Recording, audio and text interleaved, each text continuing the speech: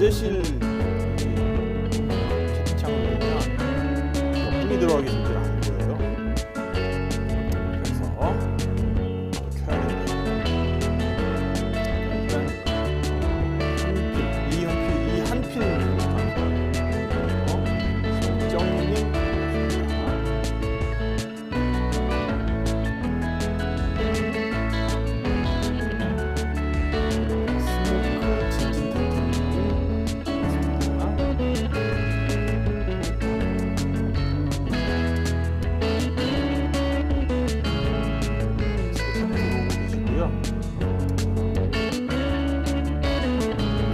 분 들어와 있습니다.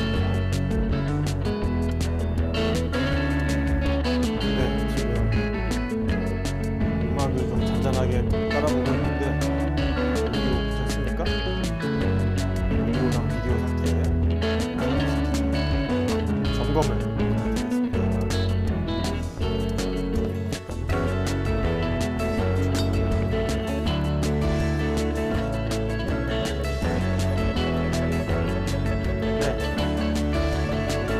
지난 시간에 인천여관 수원에 다시 본거지로 프라이빗하고 조용하게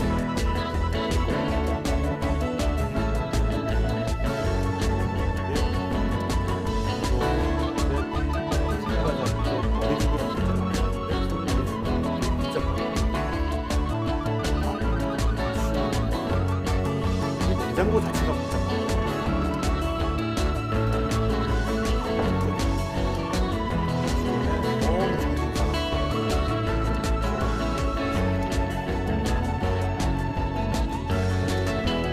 음악 소리가 커서 목소리가 안 나요.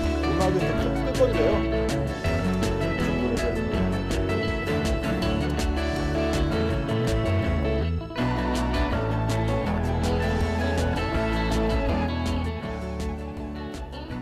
지금도 뭐 그런가요? 제가 앞부분에만 지금 뭐 약간 재미로 음악을 깔아놓은 건데 사실 이 음악이 저한테는 안 들려요 지금. 지금 스트리밍으로만 나가고 있고. 네, 어쨌든 음악은 그러면은 이렇게 해가지고 싹 내려보는 걸로 하겠습니다.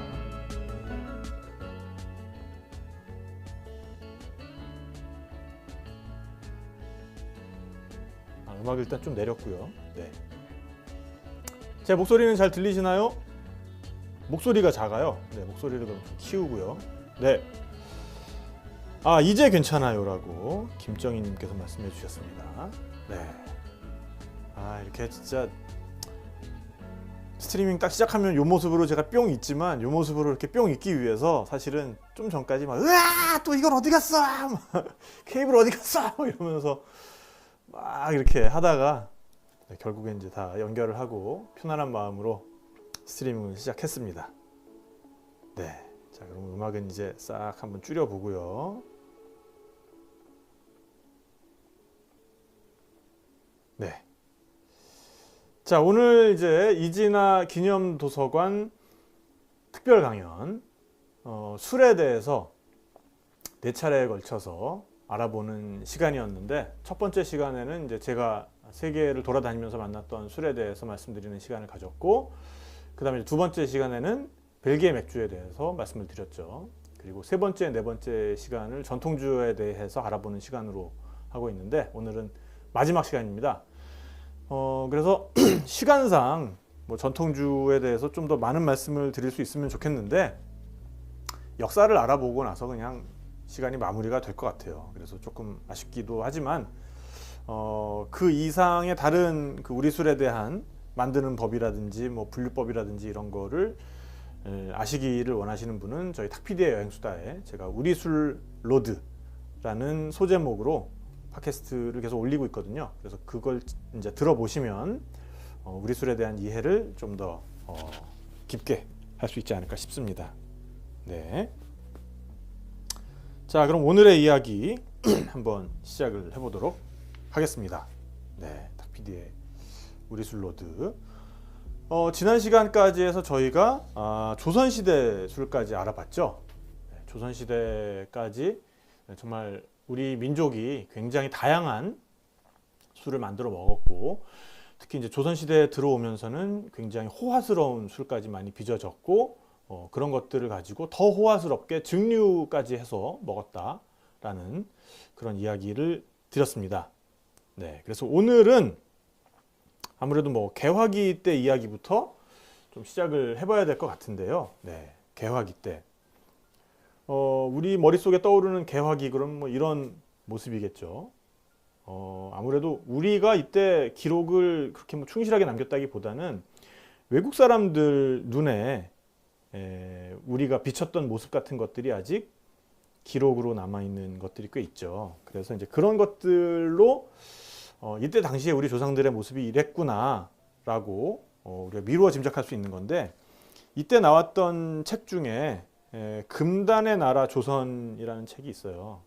이게 아마 독일 그 오페르트라는 사람이 썼던 독일인 책인 걸로 제가 기억을 하는데, 이 책에 자신들의 배로 찾아온 그 조선 사람들이 서양술을 마시는 그런 모습을 묘사를 해놓은 게 있거든요. 그래서 이제 요거를 잠깐 읽어보면은, 만일 우리 배를 찾아오는 사람들이 요구하는 대로 우리가 양주를 다 내놓을 수만 있었다면 매일 수백 명의 술주정꾼들을 만들어 놓았을 것이다. 그들 중 어떤 이들은 전에 양주를 마셔보지도 않았지만 놀랄만한 주량을 보였다. 한 예로 우리를 방문한 한 관리가 그의 3명의 수하들을 끌고 와서 불과 반시간 만에 샴페인 4병과 체리 브랜디 4병을 비웠다라고 기록을 남기고 있습니다. 그러니까 마셔보지도 않은 술을 처음 맛보는데 이렇게 와가지고 샴페인 4병에 체리 브랜디 4병을 비웠다는 게 이 사람들 눈에도 정말 대단하다 싶었을 거고요. 그러니까 정말 일단 양으로 좀 승부를 보는 경향은 우리 조상들 때부터 좀 있지 않았나 싶어요. 그래서 이제 여기 보면은 체리 브랜디라는 죄송합니다. 체리 브랜디라는 술에 대해서 언급을 하고 있는데, 체리 브랜디는 딴 게 아니라 독일 쪽에서 마시는 슈납스라는 술입니다. 슈납스. 그래서 이 슈납스를 만들 때는 뭐 체리나 사과나 배나 자두 이런 것들을 가지고 만드는데, 그 중에서도 가장 좀 고급품이 체리로 만드는 거거든요. 그래서 체리로 만들었다 그래서 이게 무슨 뭐 체리 빛깔이라든가 붉은 빛깔이라든가 그런 게 아니라, 이것도 증류를 했기 때문에 아주 맑고 투명한 술인데 아마도 무척 아까웠던 모양입니다. 네. 근데 그럴만도 하죠. 굉장히 고급 술이니까. 그런 거 있잖아요. 저도 이렇게 집에 가끔씩 친구들 초대하면 제가 큰맘 먹고 내온 술인데 좀 그 가치를 이렇게 같이 음미하면서 정말 선배님 이거 너무 좋은데요. 이건 한 번에 마시기가 너무 아쉽네요. 그러면서 이렇게 좀 술을 즐기는 친구가 있으면은 너무 제가 마음이 흡족하고 오히려 술을 더 가지고 와서 술을 더 맛보여주고 이러는데, 근데 이제 뭐 내놓자마자 그냥 쫙 그냥 원샷 때려버리는 그런 친구들은 제가 술을 이렇게 감추거든요. 그러니까 아마 이때 이 독일인들도 좀 그런 위협을 느끼지 않았을까, 이대로 있다가는 이 술이 다 없어지지 않을까라는 위협을 느끼지 않았을까 싶고요. 네, 우리 고혁진님께서 역시 우리 조상님들 자랑스럽습니다라고 말씀해 주셨어요. 네. 자, 이 이후에 이제 우리는 일제시대를 맞이하게 되죠. 네, 일제시대로 우리가 접어들게 된 이야기는 모두 많이들 아실 거고, 근데 어쨌든 일제시대 때 들어오면서 잠시만요. 죄송합니다. 우리 고양이가 어디 갇힌 것 같아요. 죄송합니다. 잠깐만요. 죄송합니다.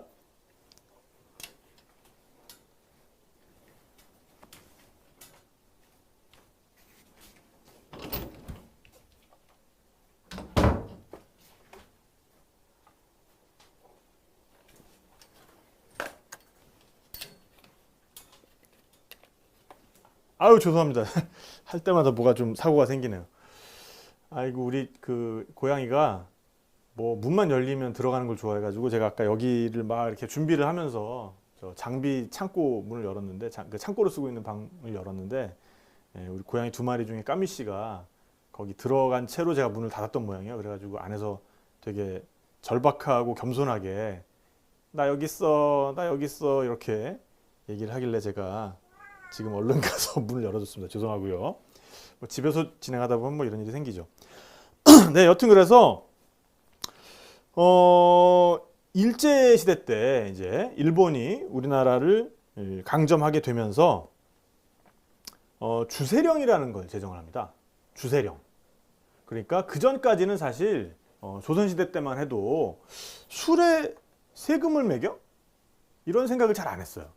그거는 참 신기하기도 하고 우리 조상들의 어찌 보면 좀 대인배스러운 풍모 같기도 하고, 왜냐하면 술이라는 거는 세금 매기기 정말 좋은 물건이고 그리고 술의 역사라는 게 이 세금과의 싸움이었기 때문에 어떤 술의 형태가 세금 때문에 결정된 것들도 있고요.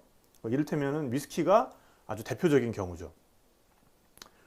그러니까 이제 세금이라는 게 사실은 많은 사람들이 꼭 소비해야 되는 물건을 지키고 있다가 그걸 쓸 때 너 그럼 돈 내라고 하는 게 가장 쉽잖아요. 그러니까 일종의 강 건너가는 다리 같은 개념이죠. 강이 있는데 강을 건너는 다리는 몇 개 없잖아요. 그러니까 그 다리를 지키고 있을 때 누가 그 다리를 건너가려고 할 때 이제 뭐 무력 같은 걸 동원해서 너 얼마 내지 않으면 이 다리 못 건너가, 이렇게 해버리면 아주 간편하게 세금을 거둘 수가 있잖아요. 굳이 뭐 집집마다 이렇게 방문하지 않더라도. 그렇기 때문에 술값에 나라에서 세금을 딱 매겨 놓으면 굳이 뭐 나라에서 직접 막 집집마다 방문해가지고 돈을 걷지 않더라도 술 파는 사람이 그 가격의 일정 부분을 세금으로 나라에 바치게 되기 때문에 굉장히 좋은 수입원이 되거든요. 그러니까 이제 일제가 우리나라를 차지한 다음에 보니까 아직 이 세금이 없어. 그렇다면 요 세금을 한번 만들어 봐야겠구만 해가지고 법령을 정비를 해서 주세령이라는 걸 이제 반포를 하게 돼요. 그래서 이때 이제 요 일을 맡아서 했던 사람이 조선 탁지부 고문으로 있었던, 그러니까 이때 당시까지만 해도 아직은 이제 완전히 우리나라를 병합한 건 아니고 우리나라를 이제 뭐 고문, 자문역 이런 식으로 통치하고 있을 때잖아요. 그래서 이 탁지부라는 게 대가 지금의 이제 뭐 재정경제부 같은 데인데, 이 탁지부에 고문으로 부임한 메가타 다네다로라는 사람이 있었는데, 이 사람이 이제 사실은 일본 주세 체계를 만든 사람이에요. 1904년에. 그래서 1905년부터 1908년까지 조선의 주류 생산 실태를 조사하는 굉장히 치밀한 작업을 하게 됩니다. 그래서 그 끝에 이제 발표하는 게 주세령이죠.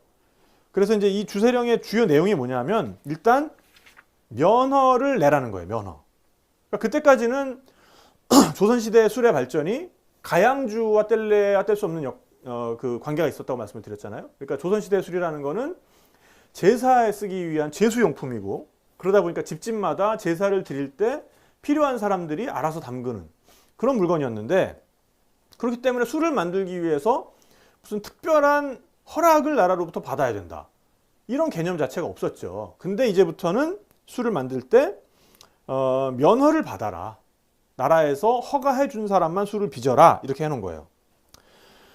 자, 이렇게 되면서 그럼 이제 허가를 받지 않고 술을 만드는 사람에 대해서는 당연히 벌을 줬겠죠. 그러니까 굉장히 커다란 벌금을 내게 하는 거예요.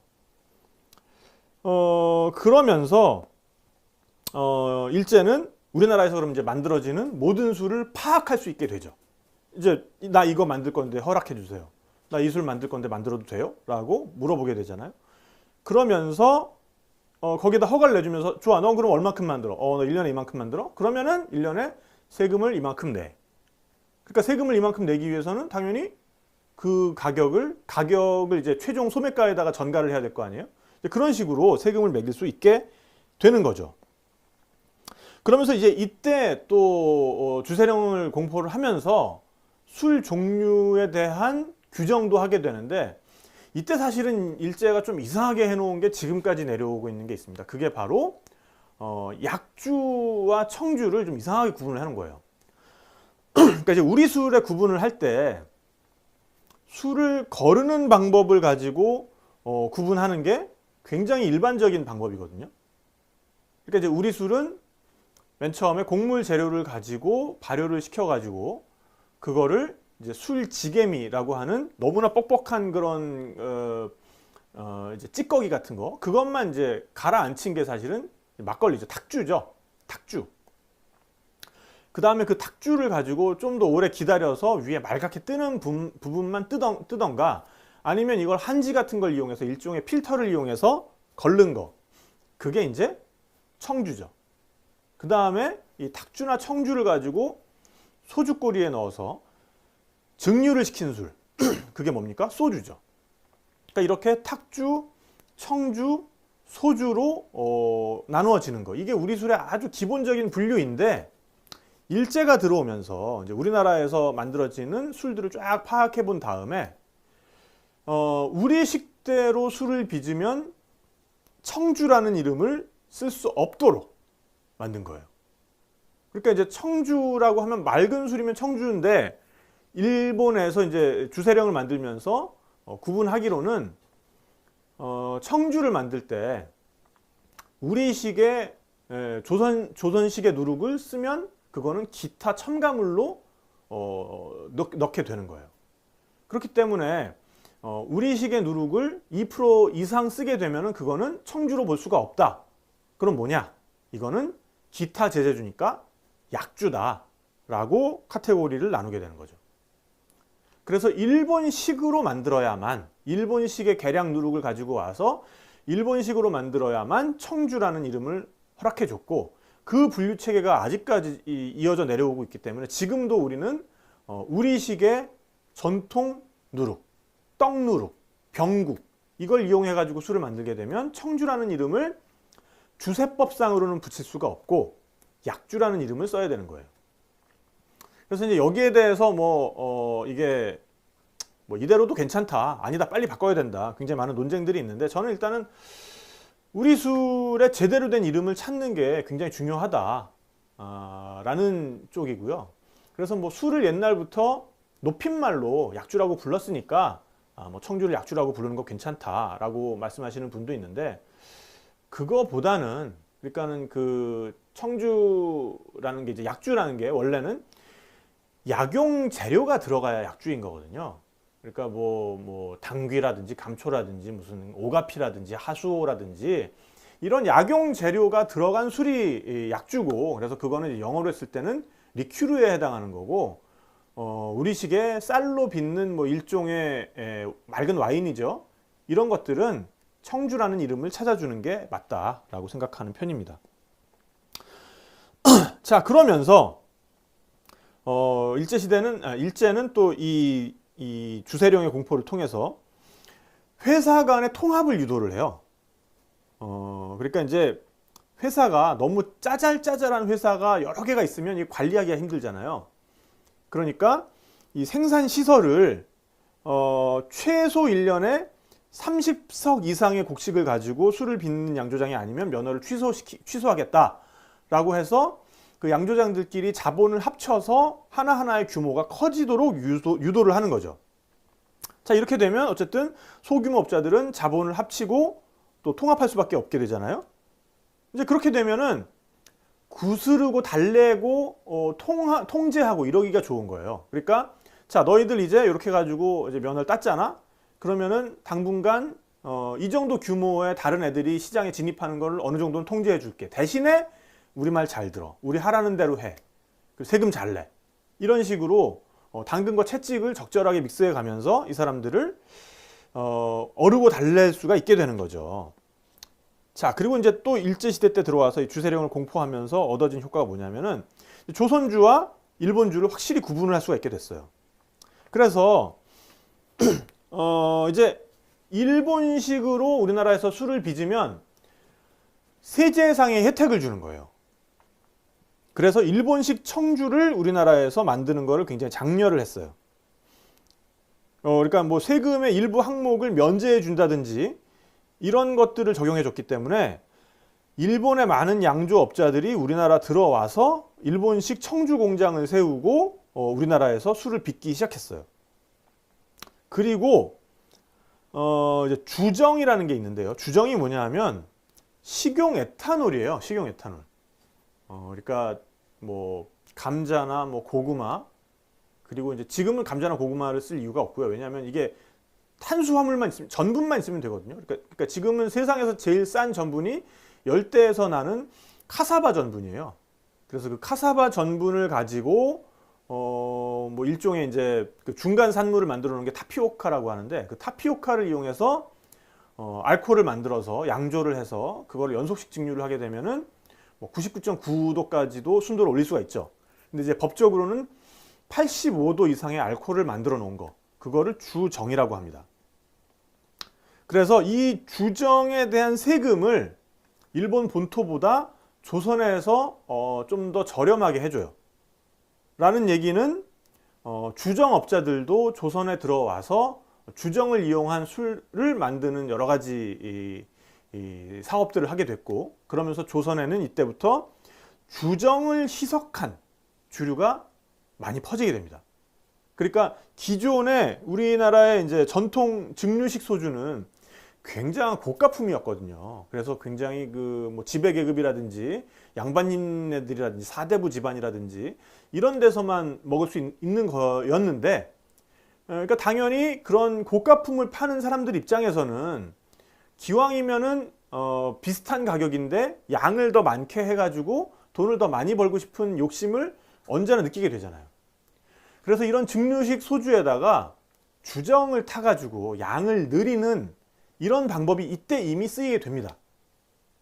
그러면서 아예 그러면은 이런 뭐 전통 증류식 원액이라든지 이런 걸 넣지 않고 그냥 주정에다가 물을 타서 마시는 그런 식의 술도 나오게 돼요. 그게 뭡니까? 지금도 먹고 있는 희석식 소주죠. 물론 그래서 지금 먹고 있는 희석식 소주는 오랜 기간 동안 또 연구를 거듭해서 어떻게 하면은 맛을 조금 더 사람들이 먹기 편하게 할까, 사람들 입맛에 맞게 할까, 그런 굉장히 오랜 그 연구의 결과물 아닙니까? 그래서 지금은 어쨌든 입에 착착 붙는 그런 소주들이 많은데, 이때만 해도 사실 그냥 주정에 물을 타놓으면 맛이 굉장히 거칠었다고 해요.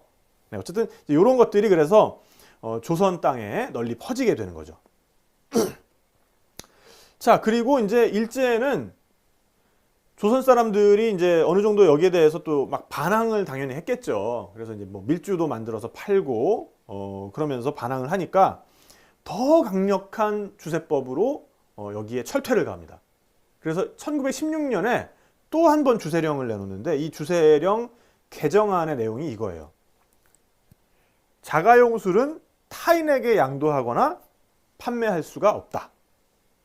그러니까 이제 가양주 만드는 거 다 금한다 이거죠. 그리고 자가용 술의 제조자가 사망했을 경우 그 상속인은 절대로 주류를 제조할 수 없다. 위반 시에는 2천만 원 이하의 벌금에 처한다. 이게 당시에는 쌀 한 가마니 가격이 10원이었다고 하는데 2천만 원이면은 뭐 천문학적인 액수의 벌금이라고 할 수 있죠. 그러니까 이제 이걸 통해서 일제가 얻는 건 뭡니까? 이제 앞으로 가양주 만들지 마. 그리고 가양주는 앞으로도 다음 세대에서도 만들지 마. 이렇게 해서 우리 술의 어떤 명맥을 완전히 끊어 놓는 거죠. 자, 이제 이러다 보니까 조선에는 일본 사람들이 들어와서 만드는 술, 그리고 그들한테 조선 사람들이 배워서 만드는 일본식 술, 이런 것들이 넘쳐나게 됩니다. 그래서 이때 이제 보면은 1921년의 주류 통계에 따르면 조선에서 생산되는 일본 청주가 무려 57,600석이었다. 그러니까 이제 한 석이, 요게 이제 부피를 재는 단위이기도 한데 한 석이 180리터거든요. 그러니까 여러분들 한번 계산해 보세요. 57,600 곱하기 180입니다. 네. 제가 지금 수학이 약해서 어쨌든 여러분들 한번 계산해 보시고요. 자, 그러니까 이제 이런 식으로 일본식 술이 이때부터 넘쳐나게 되니까 이때 이제 조선 사람들이 좀 헷갈리게 되는 게 뭐냐면은, 이제 제사는 지내야 되는데 뭐 술을 만들려고 하니까 너무 겁을 주고, 그러니까 이제 술 만드는 데 가서 사야겠는데 가서 보니까 늘 먹던 이제 그런 술이 아니라 뭐 좀 달라요. 그래서 이게 무슨 술이냐? 이게 그러니까는 이게 더 좋은 술이다. 그러면서 이 술 이름이 뭐냐? 그러니까 이 술 이거야라고 하는 거죠. 정종. 그러니까 이제 이 술이 사실은 상표였죠, 상표. 그러니까 일본 술 중에서도 우리나라에 들어와서 많이 팔던 술의 상표가 마사무네였습니다. 마사무네. 이거를 한자를 우리식으로 읽으면 정종이 되는 거죠. 그래서 지금 오른쪽에 보시면 요게 당시에 이제 술 라벨들이에요. 그래서 요거 중에서 오른쪽에 있는 게 아사히 삿포로 맥주. 그러니까 지금 아래 아 다음에 이가 들어가 있으니까 이걸 에로 읽는 게 맞고요. 그러니까 아사히 삿포로 맥주고요. 그 다음에 왼쪽에 있는 게 이제 위에 잘 보이실지 모르겠지만 사쿠라 마사무네라고 적혀 있어요. 사쿠라 마사무네. 그러니까 마사무네 중에서도 대일본 최우등 청주 사쿠라 마사무네라고 적혀 있죠. 그러니까 이제 이런 식으로 일본 술이 우리나라에 들어와서 팔리면서 일종의 대명사처럼 이제 돼버린 거죠, 일종의. 네. 그래서 이때 이후로 청주라고 부르지를 못하고 그냥 정종이라고 부르게 되는 웃지 못할 일이 이때부터 생겨나는 거고요. 그리고 지금도 많은 분들이 제사상에 술을 올릴 때 일본식의 누룩을 쓴 일본식의 방법으로 만든 술을 우리나라의 술인 줄 알고, 심지어는 이제 그 회사들의 마케팅 때문에 그 술이 마치 무슨 뭐 1000년 전에 신라시대 때 뭐 김유신이 천관이랑 같이 이제 마시고 뭐 화랑들이 마시고 이런 술인 줄 알고 드시는 그런 좀 안타까운 일들이 벌어지고 있는 거죠. 네. 그렇습니다. 지금 채팅창에 17분 계시고요. 원재리님께서 국사 시간에 배운 동양 척식회사 토지 조사 사업이 떠오르네요 라고 말씀을 해주셨어요. 네, 그렇죠. 그러니까 이때 이런 사업들이 뭐 근대화를 앞당기기 위해서 일본이 우리에게 해준 거라고 말하는 분들도 있지만, 사실은 우리나라에서 수탈을 더 가속화하기 위해서 어떤 거를 수탈해 갈 수가 있나 라는 거를 파악하기 위해서 메뉴판을 공부한 거죠, 이를테면. 네, 그렇습니다. 자, 그리고 이제 우리나라는 1945년에 해방을 맞이하게 됩니다. 자, 그럼 이렇게 이제 해방을 이룬 다음에는 뭔가 우리 술의 사정이 좀 나아졌느냐? 아쉽게도 그러지를 못했습니다. 아쉽게도. 자, 어쨌든 이때는 이제 뭐 한국 동란이 지나갈 때까지는 뭐 우리 술 뭐 만들고 뭐 제대로 만들어서 체계를 세우고 이런 거에 대해서 전혀 관심을 가질 수 없었을 거고요. 그다음에 이제 전쟁이 끝난 다음에는 생존이라는 게 가장 큰 명제 아니었겠어요? 그래서 이때 다행히 이제 미국에서 우리한테 이제 밀가루 원조를 굉장히 많이 해줬어요. 그러니까 이제 정부에서는 이 밀가루를 가지고 사람들한테, 쌀을 주식으로 삼던 사람들한테 이 밀가루를 먹여야 되니까 혼분식 장려 이런 걸 내세우면서 사람들한테 이제 밀가루를 가공한 여러 가지 뭐 빵이라든지 국수라든지 이런 거를 많이 먹도록 굉장히 장려를 하는 시기가 있었죠. 네, 그러면서 이제 박정희 군사 정권이 시작되지 않습니까? 그러면서 이제 박정희 군사 정권은 계속해서 경제 발전을 해야 되는데, 일단은 이 사람들이 이어받은 철학이 일제와 굉장히 비슷한 점들이 많았어요. 그래서 이 사람들이 이어받은 철학 중에 하나가 뭐였냐면은, 술이라는 것은 어떤 문화의 산물이라기보다 세금 때리기 굉장히 좋은 물건이다. 그렇기 때문에 최대한 이 술로 새나가는 양곡이나 이런 거는 억제하면서 뭔가 사람들이 먹고 죽지 않을 정도의 좀 저급하지만 저렴한 그런 대중적인 술을 널리 보급하면서 그걸 가지고 어쨌든 세금은 착실하게 걷는다라는 기조를 유지를 하게 돼요. 그래서 일제시대 때 주세령을 없애거나 뭔가 이제 이걸 가지고 좀 더 우리 술을 장려하는 쪽으로 법규를 만든 게 아니라 그대로 그 주세령을 유지하는 쪽으로 법규를 유지를 합니다. 그러다가 이제 1960년대에 들어서 어찌 보면 우리 술 업계에 정말 가장 가혹했던 뭐 명령이라면 명령이죠. 이제 이런 거를 하게 되는데 그게 뭐냐면은 1966년에 탁주와 약주 제조에 있어서, 그러니까 우리 술 전반의 제조에 있어서 쌀 사용을 전면 금지해 버린 거예요. 그러니까 이제 우리 술이라는 거는 역사적으로도 뭐 물론 쌀이 아닌 다른 걸로 빚는 술도 있습니다만 쌀로 빚는 게 가장 기본적인 거고 가장 전통적인 건데 그거를 하지 않도록 전면적으로 금지를 해버린 거예요. 그래서 그렇다면 이제 뭘로 술을 만드느냐? 전량을 밀가루로 만들어라 라고 해버리는 거죠. 그러니까 이제 밀가루로 막걸리를 만들게 되면 이 발효할 때 알코올 중에서도 조금 우리가 몸에서 분해하기 어려운 알코올이 만들어져요. 그거를 고급 알코올이라고 하거든요. 그러니까 이제 고급 알코올이 요게 이제 학술 용어예요. 그러니까 헷갈리시지 않길 바라겠고요. 그러니까 이제 뭐 이게 정말 뭐 술의 질이 좋아지게 만드는 그런 고급 하이 퀄리티의 알코올이 아니라 이게 이제 탄소 원자가 여기 붙어 있는 개수가 더 많으면 고급 알코올이라고 한다고 하더라고요. 그래서 우리가 먹는 알코올은 사실 에탄올이잖아요. 그러니까 에탄올에는 탄소가 2개가 붙어 있어야 되는데 이게 3개가 붙게 되면은 뭐 프로필 알코올, 4개가 붙으면 부틸 알코올, 5개가 붙으면 아밀 알코올 뭐 이런 애들이 된대요. 벌써 듣기에도 뭔가 위험해 보이는 그런 아우라를 풍기는 이름들이잖아요. 그러니까 이제 이런 것들은 우리 인체에 들어가면은 당연히 좋을 리가 없겠죠. 속도 안 좋아지고 머리도 아프고. 그러니까 이제 막걸리라는 술의 전반적인 인상이 막걸리는 마시면 머리가 아픈 술이다 라는 인상이 이때부터 이제 생기게 되는 거고, 그러면서 막걸리의 인기가 점점 떨어지게 돼요. 그러면서 이제 출고량이 감소로 이어지게 되는 거죠. 자, 그래서 1970년대에도 상황은 뭐 별로 다르지가 않았고요. 근데 이제 78년부터 또 하나의 변화가 일어나기 시작합니다. 1978년에 어떤 일이 일어났냐면요. 죄송합니다. 78년 이전에는 막걸리를 지금 요 그림 맨 왼쪽 위에 보시는 것처럼 이런 3륜차 탱크로리로 운반을 했대요. 그러니까 요거를 가지고 맨 오른쪽에 보시는 것처럼 그냥 필요할 때마다 고무 대야도 아니고 이건 다라이죠, 다라이. 예, 대야와 다라이는 어감만 다른 게 아니라 엄연히 다른 물건입니다. 네.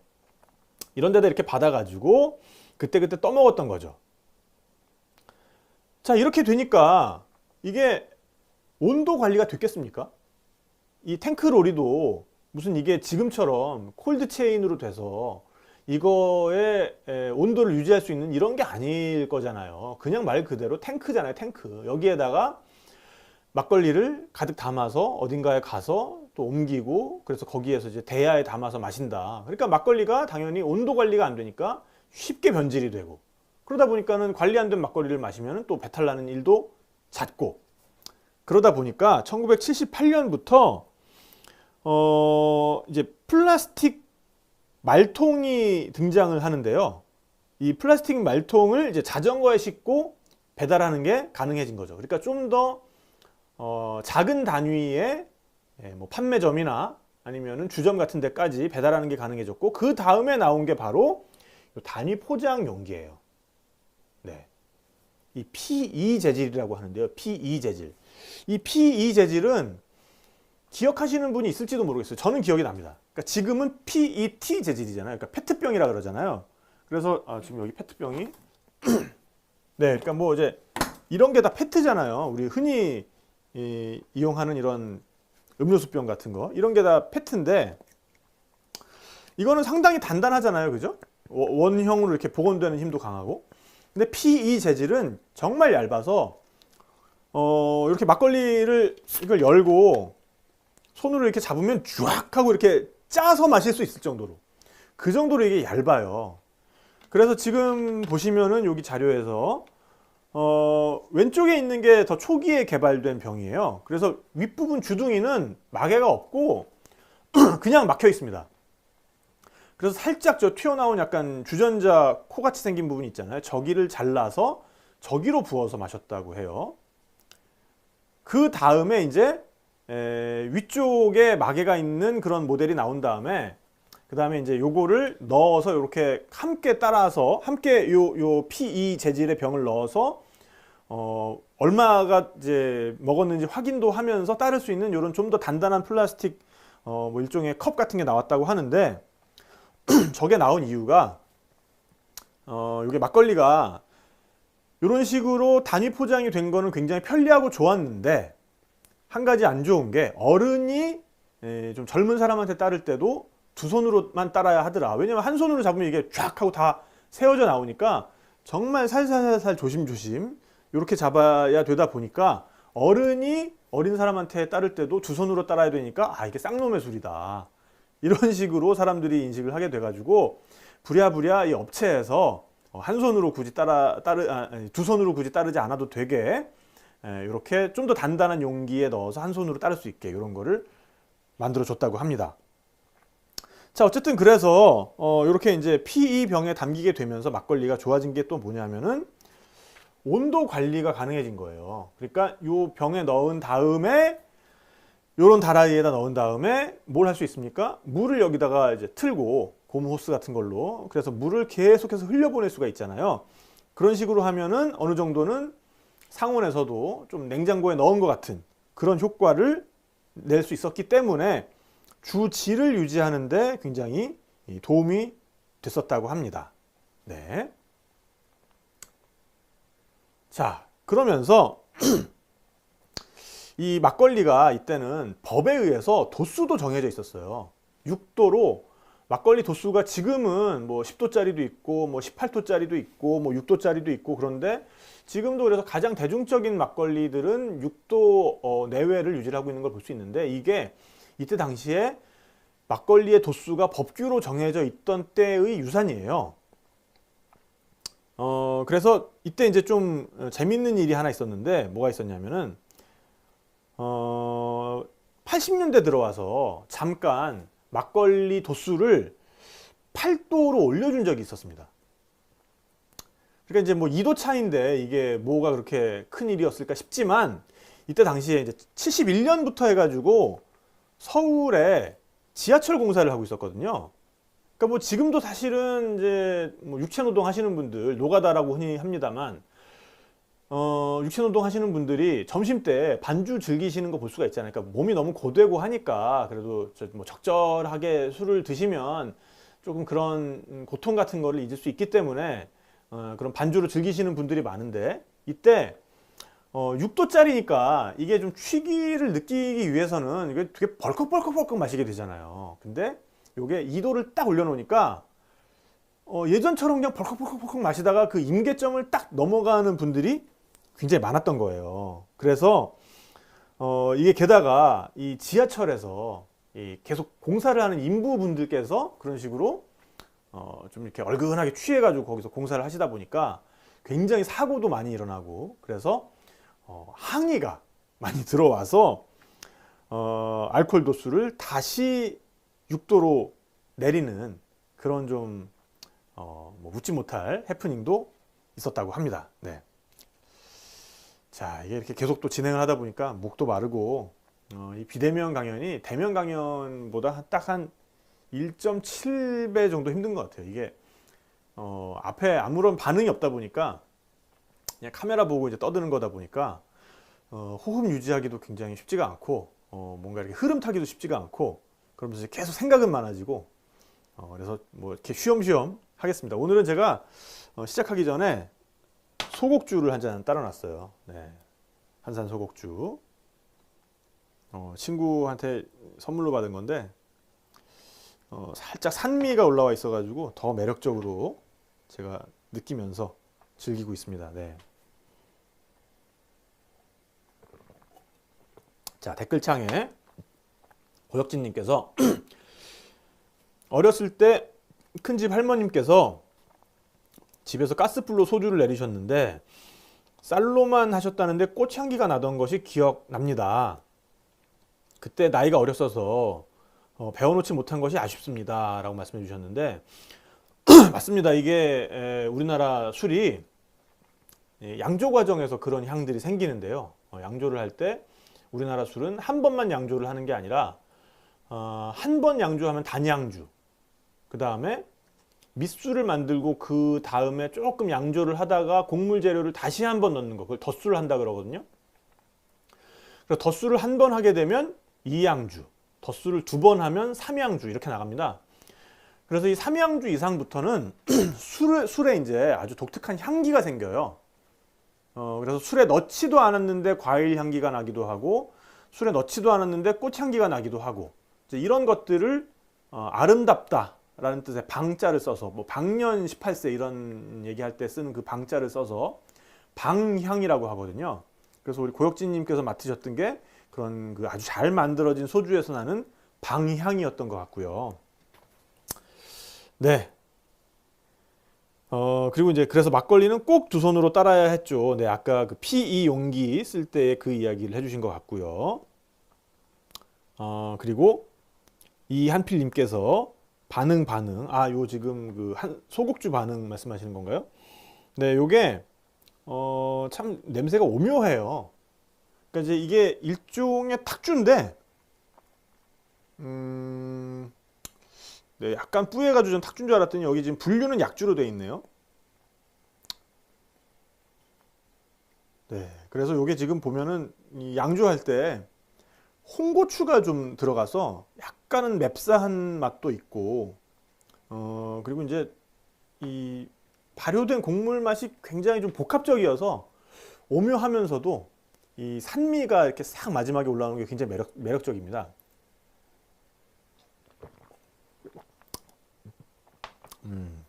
그래서 우리 술 먹다 보면은 가끔씩 뭔가 과일즙을 넣은 나박김치 있잖아요. 근데 이제 나박김치인데 식혜 맛도 나고, 뭐 이제 그런 게 복합적으로 이렇게 들어올 때가 있어요. 그래서 지금 굉장히 입에 이제 군침을 돌게 하는 그런 나박김치 맛이 방금 싹 이렇게 스치고 지나갔어요. 자, 우리 술이 이제 굉장히 그런 고난의 시기를 겪다가 변화의 조짐이 좀 나타나는 게 아무래도 1988년 그리고 86년에 아시안 게임과 올림픽 때입니다. 그래서 우리 민족이 굉장히 보면은 체면을 중시하잖아요. 그러니까 외국 손님들이 올 때 우리를 어떻게 평가할까? 그러니까 지금 보면은 뭐 그 유튜브나 이런 데도 보면은 그 국뽕 컨텐츠라는 거 굉장히 많잖아요. 그러니까 그 국뽕 컨텐츠의 굉장히 많은 부분은 뭐냐면은 외국 사람들이 우리를 이제 이렇게 생각한다 라는 게 그 컨텐츠의 이제 주요 내용이고, 또 어쨌든 많은 분들이 그런 걸 좋아하시니까. 네. 근데 이제 보면은 어쨌든 우리나라 사람들 그런 경향이 있는 게 사실인 것 같아요. 그래서 86년, 88년 이런 이제 아시안 게임 그리고 올림픽 때 외국 손님들이 왔을 때 이 외국 손님들한테 뭔가 보여줄 수 있는 우리 술이라는 게 뭐냐? 라는 질문을 이때 하게 된 거예요. 그리고 이제 외국 손님들한테 보여주는 것도 보여주는 건데, 이때 이제 경제가 굉장히 호황이었잖아요. 그러니까 이제 살만해지면서 그 전까지는 좀 그냥 양곡도 없는데 무슨 쌀 가지고 술을 만들어, 먹고 살기도 힘든데 무슨 좋은 술을 찾아야 했는데, 이젠 좀 먹고 살만해지니까 좋은 술을 먹고 싶다, 좀 더 제대로 된 술을 먹고 싶다 라는 욕구도 커진 거예요. 자, 그러면서 이제 정부가 전통주의 복원에 이때부터 나서게 됩니다. 그러니까 이제 이때부터 부랴부랴, 그러니까 자기들이 그렇게 막 억제하고 탄압하고 이래가지고 왜곡시키고 이래가지고 전통주를 다 고사 상태에 몰아 넣을 때는 언제고, 이때 부랴부랴 아직까지 밀주 만들고 있는 양반들은 어딨지? 이러면서 이제 찾게 된 거죠. 그러니까 이제 나만한 술이 정말 없었는데, 그럼에도 불구하고 독하게 살아남아 있던 술들이 이때 이제 뭐 문배술을 비롯해서 뭐 경주 법주 비롯해서 이제 이런 술들이 전통주 인증을 받게 되는 거죠. 근데 이제 조금 아쉬운 점은 이때 정말로 제대로 아는 전문가들이 많이 있지가 않았어요, 사실. 그러다 보니까 어떤 정말로 전통을 지키고 있는 술이냐, 정말로 문헌에 나온 대로 만들고 있는 술이냐, 이거 이전에 이대로 해서 계속 만들 수 있느냐, 앞으로 그러면 지정을 해주면 계속해서 그러면 생산을 할 수가 있느냐, 이런 생산성과 생산 시설에 초점을 좀 맞추다 보니까 사실은 전통주의 그 전통 문헌에 좀 나오지 않았던 술, 내지는 나왔다고 하더라도 그 방법대로 만들지 않는 업체가 선정된 부분이 좀 아쉽다라는 이야기도 많습니다. 여튼 그래서 86년부터 무형문화재 전통주 부문이 만들어졌어요. 지금은 국가무형문화재, 시도 무형문화재를 합쳐서 34개의 이제 전통주 무형문화재 부문이 있습니다. 자, 그리고 이제 80년대 말에 들게 되면은 그때까지 해왔던 정부의 식량 증산 정책, 이게 성공을 거두면서 쌀이 드디어 남아 돌기 시작합니다. 그러니까 이제 이 남아 도는 쌀을 가지고 그러면 이제 썩어서 버릴 수는 없으니 이걸 가지고 뭐든지 해야 되잖아요. 그러니까 이제부터 부랴부랴 또 쌀로 술 만드는 거를 장려하기 시작하죠.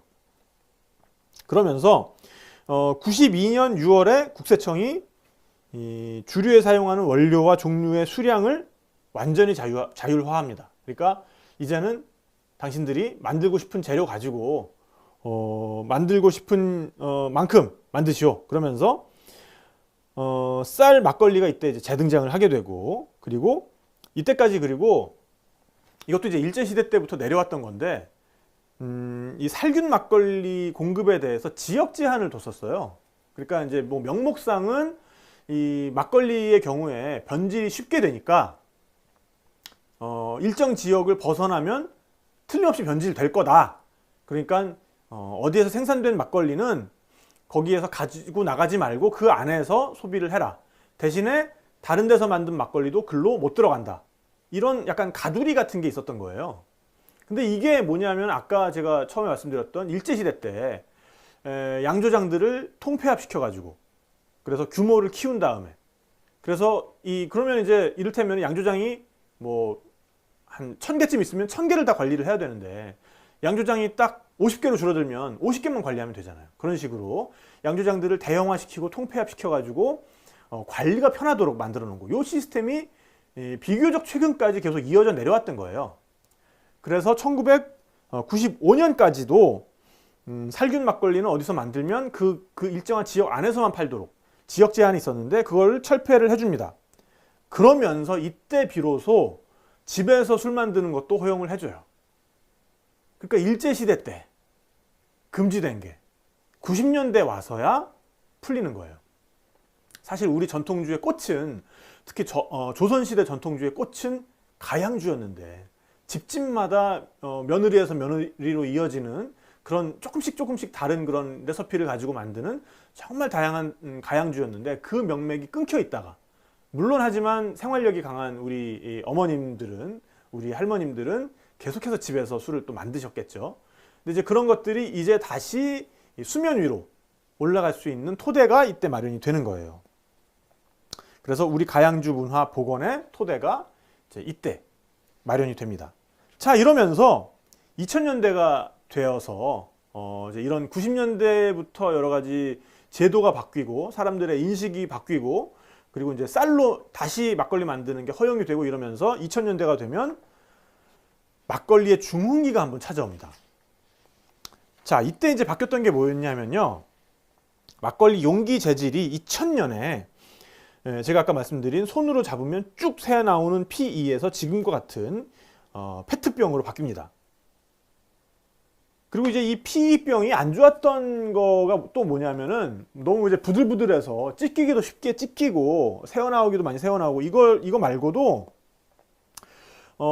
이게 보관을 좀 오래 하거나 환경이 좋지 않은 경우에 술 맛에 플라스틱 맛이 빼드는 경우가 굉장히 많았다고 해요. 그래서 그것도 없어졌고, 그리고 이제 쌀을 어쨌든 100% 사용하는 그런 막걸리들이 많이 나왔고, 그 다음에 누룩을 자동으로 만들어주는 그런 자동 재굽기, 그러니까 이제 술의 품질을 좀 더 일정하게 유지를 할 수가 있게 되겠죠. 근데 이제 여기서 사실 그 자동 재굽기는 일본식 누룩이었어요. 그러니까 다시 우리 탁주에 우리식의 누룩을 쓰게 된 게 그렇게 오래되지가 않았거든요. 그러니까 이제 2000년대 초반이면 사실은 천편일률적으로 일본식 누룩을 이용해서 막걸리를 만들던 때입니다. 어쨌든 그래서 이런 것들이 들어오면서 막걸리의 경쟁력이 굉장히 향상이 많이 되죠. 그리고 이때 또 불었던 붐이 뭐였냐면요.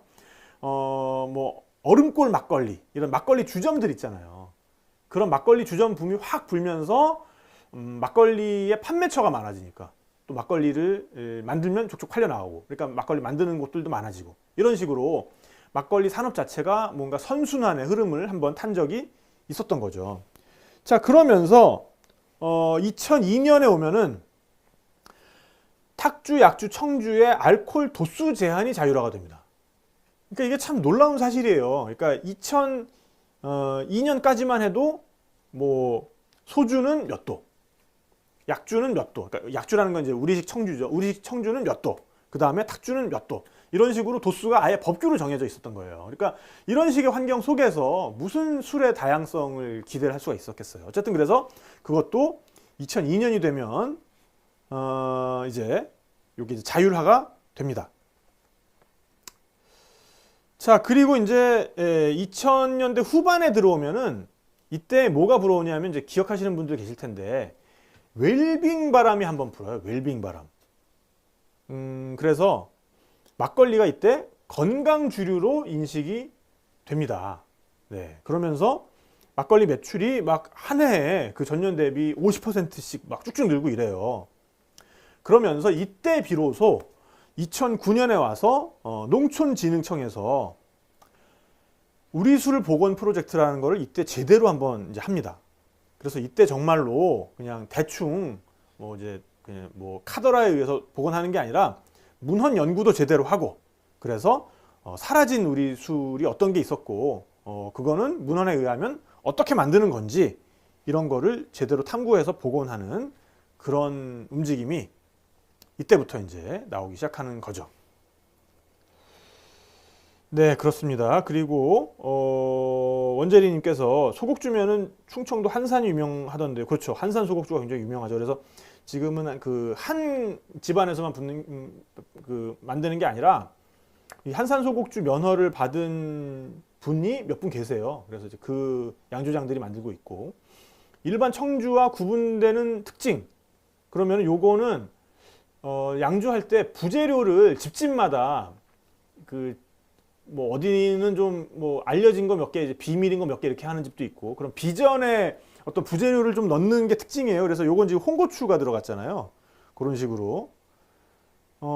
그리고 이제 맛 자체가 굉장히 복잡합니다. 그러니까 일반 청주 또는 일반 우리식 약주에 비해서도 맛 자체가 굉장히 좀 발효의 향이 굉장히 복잡하고, 그 다음에 산미도 어느 정도 가지고 있고요.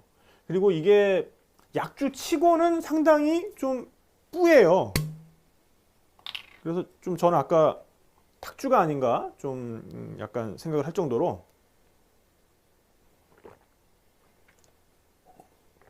따라 보면은 상당히 뿌였습니다. 네, 그만큼 향미 성분이 많이 남아 있다는 거죠. 그래서 딱 보면은 약간 뉴잉글랜드 페일에일 같기도 해요.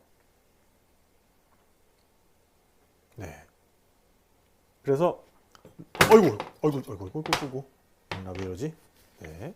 노트북에다가 술을 엎었습니다. 아이고 참. 잠깐만요. 이거 좀 닦고 갈게요. 참 가지가지 하는 것 같습니다. 네. 다행히 키스킨을 덮어놔서 완전 대형 사고는 아닌데, 그래도 손이 좀 약간 쩌릿하네요.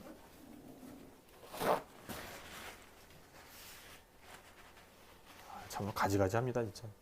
집에서 뭐 하는 게 이렇게 쉽지가 않아요. 참 어서 여러분들을 좀 얼른 만나서 앞에서 대면으로 강연을 하고 싶습니다, 진짜. 네. 자, 뭐 그렇고요.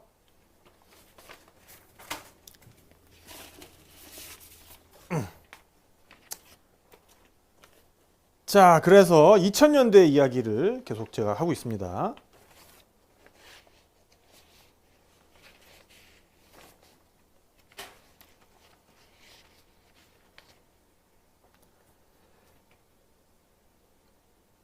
네, 그래서 2000년대는 그렇게 좀 그럼 이대로 가면은 막걸리가 어떤 술의 좀 주류가 되나? 우리 술 시장을 선도하는 그런 주종이 될 수 있을까? 이런 식의 좀 약간 장밋빛 미래를 꿈꾸는 그런 움직임도 있었어요. 근데 2010년대가 되면서 막걸리가 오히려 퇴보를 하게 돼요. 네, 지금 그래프를 하나 제가 보여드리고 있는데 막걸리 판매가 2008년에 11만 킬로리터였던 것이 2011년에 44만 킬로리터로 정점을 찍고 이때부터 쭉쭉쭉쭉 줄어들기 시작합니다. 오히려. 그럼 이때 도대체 어떤 일이 있었길래 막걸리가 그렇게 잘 나가다가 오히려 줄어들기 시작했는가? 이때 무슨 일이 있었냐면 일단은 사람들이 마실 수 있는 술이 좀 다양해졌어요. 그러니까 이때 기억하시겠지만 이제 슬슬 2010년대 초반 들면서 맥주가 4캔 만원 이런 것들도 이제 시작이 되고 그리고 수제 맥주 붐도 불기 시작하면서 천편일률적인 그런 뭐 라거 맥주 이런 걸 벗어나서 굉장히 맛있는 맥주들이 많아집니다. 그리고 우리나라가 굉장히 적극적으로 다른 나라와 FTA를 맺었잖아요. 그러면서 유럽이나 남미의 와인들이 굉장히 저렴한 가격으로 우리 시장에 쏟아져 들어오기 시작해요. 그러니까 이렇게 선택지가 많아지니까 막걸리는 이런 술들과 경쟁을 해서 뭔가 그래도 선택받을 수 있는 그런 경쟁력을 가져야 되는데 그러기에는 이때 당시에 우리 막걸리는 여러 가지 한계점들을 많이 안고 있었다는 거죠. 그러니까 제가 첫 시간에도 좀 지난 시간에도 말씀을 드렸습니다만, 네, 요 그림이 보면 굉장히 잘 나타나 있죠. 네, 우리나라 막걸리가 이때 가지고 있었던 한계점 뭐냐? 수입산 쌀을 쓴다. 그러니까는 막걸리 자체가 저가 술로 인식이 너무 확고하게 자리 잡혀 있다 보니까 좋은 쌀을 써서는 수지 타산이 안 맞는다. 그러니까 병당 2,000원까지 올라가는 것도 너무 두려워했으니까 병당 그 가격을 1,000원대의 가격을 맞추려면은 수입산 쌀을 써야 된다. 그러니까 당연히 이렇게 원료가 좋지를 못하니까 맛도 좋지를 못하죠. 그리고 양조를 하는 데 있어서도 이 곡물의 단맛이 충분히 우러날 수 있도록 좀 시간을 두고 양조를 해야 좀 맛있는 술이 되는데 그게 아니라 그냥 빨리빨리 술을 만들어야 되니까 술 맛이 굉장히 박해지죠. 그러니까 그거를 보완하기 위해서 감미료를 쓸 수밖에 없고 그래서 감미료로 이때 가장 많이 썼던 게 아스파탐이죠. 아스파탐은 뭐 지금도 많이 쓰고 있고요. 그 다음에 또 마찬가지로 포장 재질, 패키지 면에 있어서 이것도 마찬가지로 가격 이슈 때문이겠죠. 그러니까 이 원가를 높일 수가 없으니까 가장 저렴한 소재, 가장 저렴하면서도 신뢰성 있는 소재를 쓰다 보니까 이 플라스틱 병을 벗어날 수가 없었던 거죠. 네, 그러니까 이제 이런 것들이 계속되다 보니까 막걸리 가격을 높일 수가 없고 막걸리 가격을 높일 수가 없으니까 계속 이런 식으로 만들어야 하고 고양이 목에 누가 바늘을 바늘이 아니라 방울을 달 것인가 라는 생각을 계속 하면서 이때 막걸리의 위기가 계속 됐었던 거죠.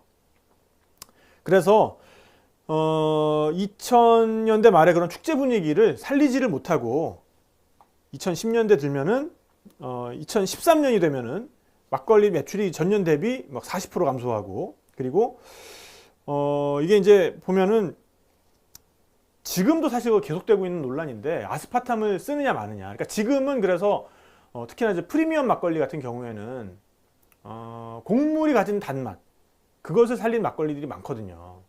그러니까 술을 만드는 거에 대해서 제가 약간 설명을 드렸었는데 곡물 재료는 그 전분질 재료는 바로 술을 만들 수는 없다고 말씀을 드렸잖아요. 그러니까 이게 술이 되기 위해서는 이 곡물을 먼저 당화를 시켜야 되는데 여기에는 뭐 누룩곰팡이 같은 것들이 작용을 해가지고 요거를 당분으로 만들어 주게 되면은 당도가 굉장히 올라가거든요. 그러니까 이제 그런 식으로 시간을 들여서 만든 술을 먹어보면 인공 감미료를 넣지 않더라도 엄청나게 답니다, 사실은.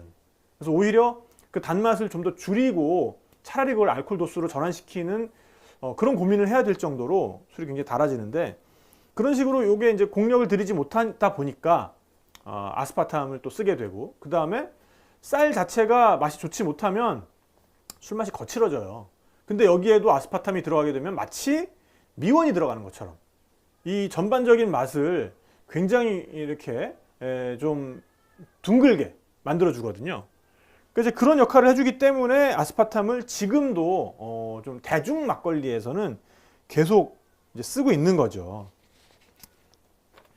그래서 이제 지금은 어쨌든 그거에 비해서는 굉장히 선택지들이 많이 늘어났기 때문에 뭐 아스파탐이 조금 들어갔지만 그래도 가격적으로 좀 더 대중적이고 입에도 좀 더 부담 없는 그런 막걸리를 마시겠다, 아니면 좀 더 전통적으로 만든 막걸리를 마시겠다, 뭐 지금은 이제 그런 식의 어쨌든 선택지가 주어졌기 때문에 굉장히 행복한 거고, 네, 이제 근데 이때는 굉장히 천편일률적으로 그런 막걸리들이 만들어지고 있었다라는 얘기고요.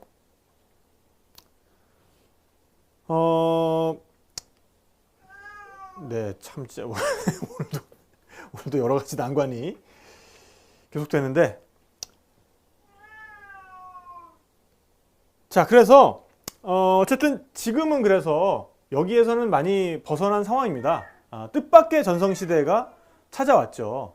그 뜻밖의 전성시대를 가능케 한 가장 큰 요인 중에 하나는 바로 이겁니다. 여러분들 지금 이제 인터넷을 찾아보시면은 전통주 쇼핑, 그러니까 쇼핑란에서 전통주를 쳐보시면 굉장히 많은 것들이 뜨는 걸 볼 수가 있어요.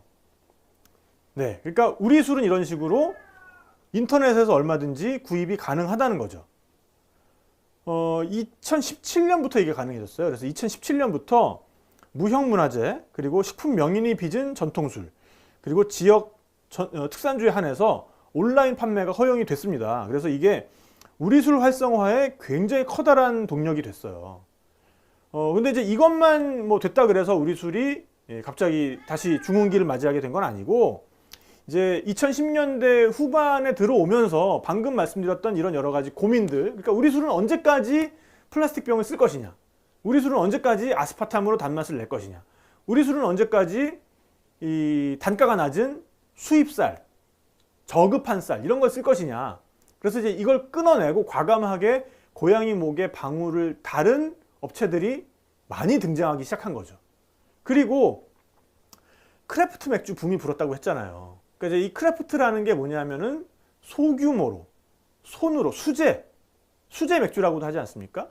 그러니까 이제 그런 식으로 술을 만드는 거에 대한 가치를 사람들이 좀 알게 됐고, 그런 식으로 술을 만드는 거에 대한 즐거움을 느끼면서 거기에서 가능성을 보는 젊은 인력들도 많이 이 술 시장에 진입을 했다라고 말씀드릴 수가 있는 거죠. 이제 그러다 보니까 수제 막걸리를 빚는 사람들도 굉장히 많이 나타나게 된 거예요. 그리고 이제 그런 것들이 가끔씩 인터넷에서 화제가 되기도 하고, 그러면서 요즘엔 또 이제 뭐 굉장한 자금력이 있지 않더라도 그런 식으로 유튜브나 SNS에서 한번 화제가 되면 너도 나도 먹어보고 싶어서 매출량이 늘어나는 그런 효과도 기대할 수가 있잖아요. 이제 그런 트렌드와 이게 딱 맞물리다 보니까 오히려 지금은 전통주가 굉장히 힙한 술, 한 번쯤 먹어보고 싶은 술, 특히나 이제 MZ 세대한테는, 지금의 이제 젊은 분들한테는 오히려 이게 낯선 거예요.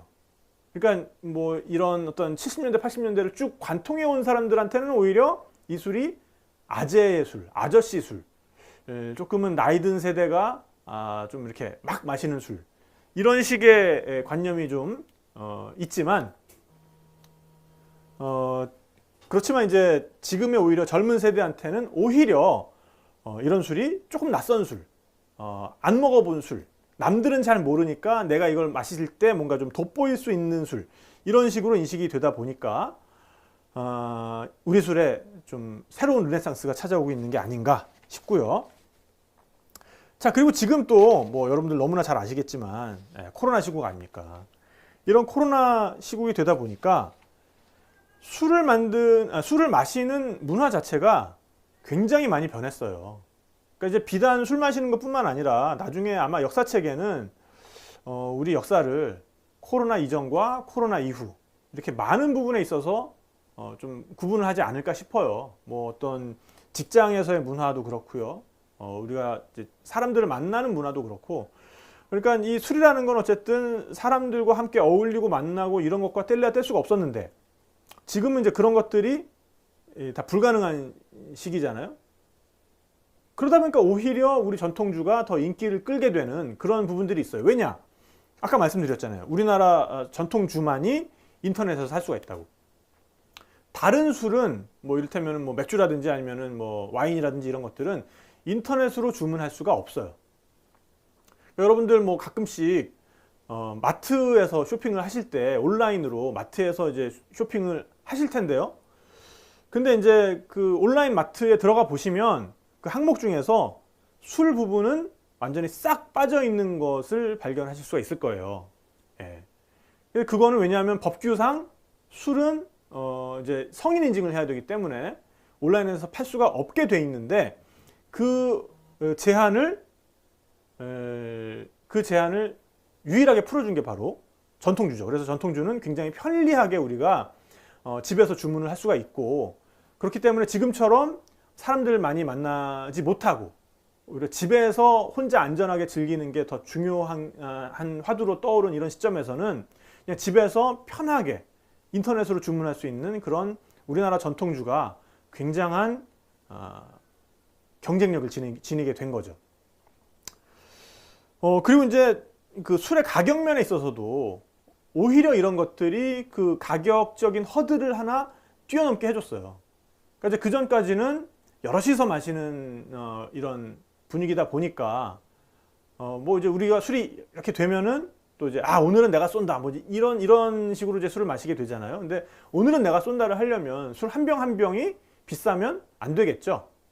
그리고 아무래도 이거는 이제 업장에서 파는 거다 보니까 거기에 이윤까지 붙여서 생각을 해야 되는 거다 보니까 술 한 병의 원가가 이를테면은 뭐 10,000원이다, 뭐 20,000원이다 이러면은 이거를 업장에서 팔게 되면은 뭐 30,000원, 40,000원 이렇게 뛰게 되니까 이게 술 가격 면에 있어서 굉장히 어떤 일정 정도 이상의 걸 뛰어넘는 그런 게 힘들었는데, 이런 식으로 집에서 술을 마시게 되다 보니까 오롯이 나 혼자를 위해서 뭐 20,000원짜리, 30,000원짜리 뭐 그건 마실만 하지.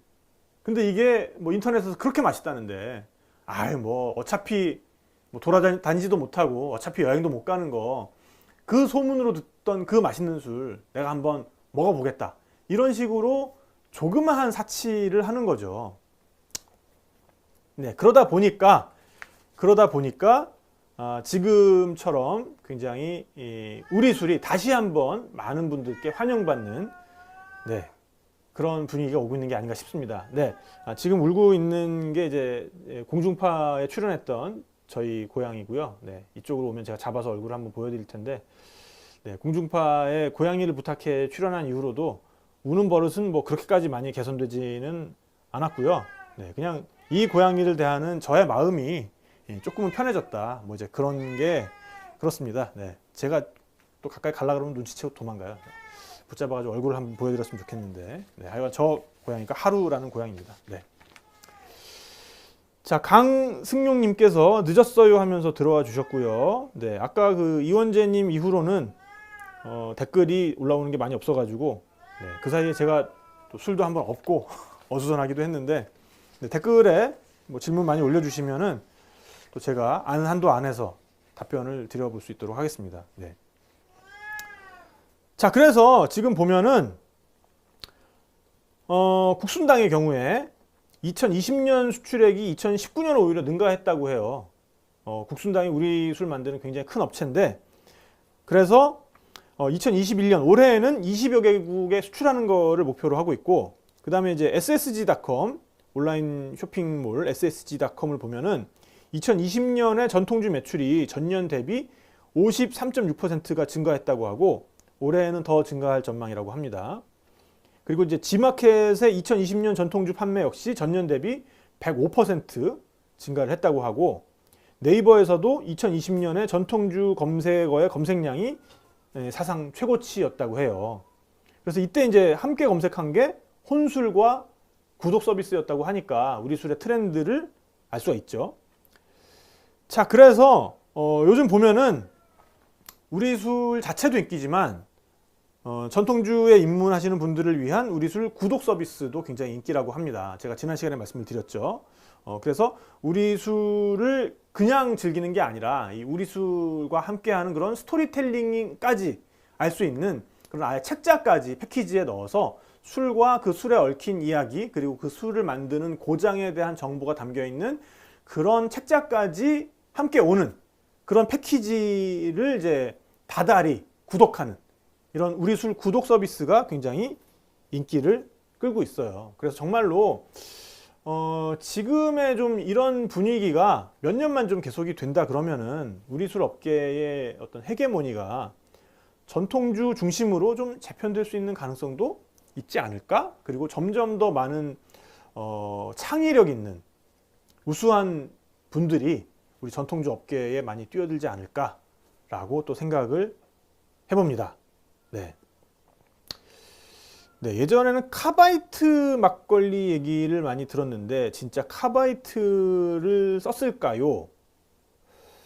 네, 저도 카바이트 막걸리는 얘기로만 들어봤고 아직까지 제가 자료조사가 많이 돼 있는 부분은 아닌데 예전에는 뭐 진짜 막걸리를 만드는 데 있어서 뭐 이제 요즘은 그래서 그 조효소제라는 걸 아예 공식적으로 좀 쓰거든요. 조효소제가 뭐냐면 이제 당화 같은 거를 촉진시켜 줄 수 있는 여러 가지 이제 좀 첨가제 같은 거예요. 그래서 식품위생법 상으로 허용을 받은 그런 안전한 첨가제 같은 경우를 좀 쓰는 게 있어요. 그래서 이 술 뒷면에 이렇게 잘 보시면은 그런 게 다 적혀 있어요. 그러니까 이제 그 누룩만 쓰는 게 아니라 당화를 촉진시키는 조효소제 같은 걸 좀 썼다. 근데 예전에는 그런 거에 대한 규제가 지금처럼 이렇게 세분화되어 있질 않았고 만드는 분들의 어떤 인식 같은 것도 지금보다는 아무래도 좀 떨어졌을 테니까 카바이트 같은 것도 좀 쓰지 않았을까. 카바이트는 저는 그 홍시 말랑말랑하게 만들 때 그때 쓰는 거를 제가 알고 있었고, 그리고 또 예전에는 왜 보면은 지금은 노점상에서 대체로 다 이렇게 뭐 배터리 같은 거 하나 큰 거 이제 달아놓고선 거기에서 이제 불 이렇게 전기 불을 다 켜잖아요. 근데 예전에는 카바이트를 이 덩어리를 넣어놓고 거기에다가 이제 물을 부으면 거기서 가스가 발생하는데 그 가스에다가 이렇게 불을 붙이면은 그렇게 이제 등잔 대신에 이제 그거를 쓰는 경우가 많았죠. 저는 왜 이런 걸 다 알고 있죠? 네, 너무 옛날 사람 인증인데. 네, 그렇습니다. 그래서 우리 술의 역사를 지난 시간부터 해가지고 고대부터 시작을 해서 지금 현대까지 한번 쭉 훑어봤습니다. 네, 뭐 굉장히 제가 뭐 빼놓은 얘기도 많을 거고 어찌 보면 좀 거칠게 살펴봤는데 뭐 그럼에도 불구하고 우리 술이라는 게 이제 어떤 맥락을 가지고 발전되어 온 술이고 그 사이에 이제 어떤 위기들이 있었고 그런 것들을 어떤 식으로 극복해 왔고 지금 어느 시점에 와 있다라는 거를 파악하시는 데는 뭐 조금 도움이 됐으면 좋겠다라는 생각을 해봅니다. 네, 원재리님께서 만약 원조 밀가루로 술을 빚어서 소주꼬리로 내렸으면 소주라고 해야 될까요? 오드비라고 해야 될까요? 알쏭달쏭이라고 말씀을 해주셨는데 오드비는 이건 일단 프랑스 쪽에서 과실을 가지고 양조를 해서 증류하는 술을 오드비라고 부릅니다. 그러니까 오드비가 뭐냐면은 오가 물이란 뜻이고요. 드비 그러니까 생명이란 뜻이거든요. 그게 생명의 물이라는 뜻이고, 그러니까 이런 식으로 뭐 생명의 물이라는 명칭이 붙은 증류주는 유럽 각국에 다 하나씩 있죠. 그래서 왜냐하면 옛날에 라틴어로 증류주가 굉장히 센 술을 그때 이제 증류주가 없었겠죠. 라틴어로 아쿠아 비테라고 불렀거든요. 아쿠아 비타이. 그러니까 생명의 물이란 뜻이죠. 그거를 프랑스식으로 읽은 게 오드비예요. 그래서 오드비는 일단은 과일로 만들어야 오드비고, 그래서 밀로 만들어서 그거를 증류를 했다. 그럼 보드카겠죠, 보드카. 네. 밀로 양조를 한 다음에 연속식 증류로 증류했다. 그러면은 보드카라고 부르는 게 어울릴 것 같고요. 그러니까 사실은 소주도 일종의 보드카예요. 굉장히 그 저렴하고 저급한 보드카, 그러니까 희석식 소주. 그렇게 부를 수 있을 것 같고, 베트남에 가면은 우리 고혁진님은 그 베트남 생활 오래 하셨을 텐데, 오래 하신 건 아니고 여행을 좀 길게 갔다 오신 걸로 알고 있는데, 근데 이제 그 베트남 가면은 쌀이 들어가는 보드카가 있어요. 그래서 그거 이제 하노이 보드카라 그러거든요. 그래서 하노이 쪽에서 만드는 보드카인데 쌀을 첨가해서 약간 베트남적인 특성을 살린 거겠죠. 그래서 상당히 먹을만 합니다. 그러니까 우리 소주 같은 경우에도 희석식 소주, 너무 그 전통 증류식 소주의 어떤 입지를 위협하는 그런 뭐 소주의 원조라느니 뭐 그런 어떤 우리 민족의 전통과 과도하게 결부시키려는 그런 시도는 좀 안 했으면 좋겠고, 그거보단 차라리 굉장히 신뢰할 만한, 그리고 굉장히 가격 경쟁력이 있는 보드카다, 이렇게 마케팅을 하는 쪽이 좀 더 정정당당하지 않을까. 좀 더, 그리고 오히려 그게 글로벌한 마케팅을 펼치는 데 있어서는 오히려 플러스가 아닐까라는 생각을 좀 해보게 되고요. 우리 야망패자님께서 요즘 국순당 생막걸리 너무 맛있어요. 2번 발효시켜서. 그 이제 2번 발효시킨다는 게 중양주법으로 만든다는 거죠. 그러니까 우리 술은 지난 시간에도 말씀드렸습니다만은 한 번에 그냥 바로 술을 빚는 게 아니라 한 번에 바로 빚게 되면 이제 단양주라 그러고요. 근데 우리 문헌상에 단양주가 나오긴 나오는데 뭐 사실 그렇게 많지는 않습니다. 사실. 그러니까 단양주는 대량의 술을 빨리 만들어야 될 경우에, 그러니까 제사가 얼마 안 남았는데 지금 술이 준비가 안 돼 있어, 뭐 이제 이런 경우에 아주 급하게 술을 만들 때 쓰는 방법이 사실은 단양주법이고요. 우리 술에서 좀 더 많이 쓰는 방법은 사실은 이양주법이에요. 이양주법. 그러니까 이양주법이라는 거는 밑술을 한번 빚은 다음에 조금 기다려요.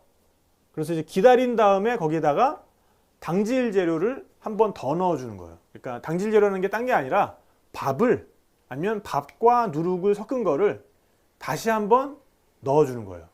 그러면 그 안에서 미생물이 막 이렇게 일을 하다가 이제 전분이 떨어져가면 당도 안 나와. 그러면 이제 전분을 당으로 만드는 누룩곰팡이, 그리고 당을 알코올로 만드는 효모들이 일을 이렇게 멈추게 되잖아요. 그때쯤 먹이를 다시 한번 넣어주는 거죠.